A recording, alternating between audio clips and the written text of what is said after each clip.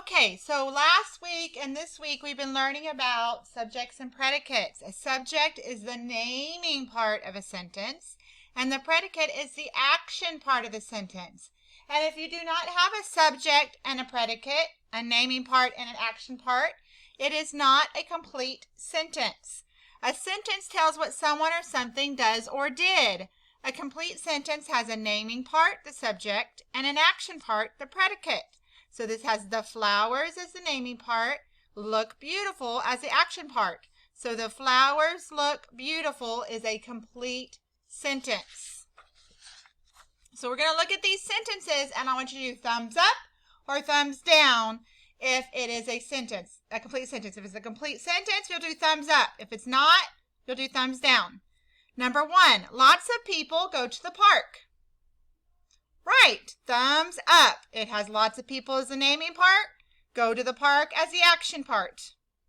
Played on the swings. Thumbs down. It is missing on who played on the swings. We don't know, so it's missing the naming part. Number 3, my family.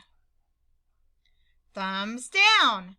My family is just the naming part. What did my family do? I do not know what the action part is. It is not a complete sentence.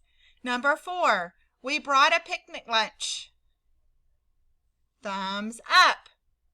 We is the naming part. Brought a picnic lunch is the action part. It has a subject and a predicate. 5, ran a race. Thumbs down. Ran a race is just what would be the action part. We're missing the naming part, the subject. Who ran the race? We do not know. Number 6, many children.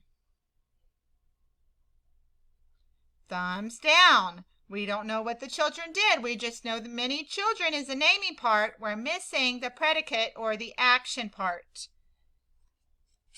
So now I'm going to hand out this worksheet.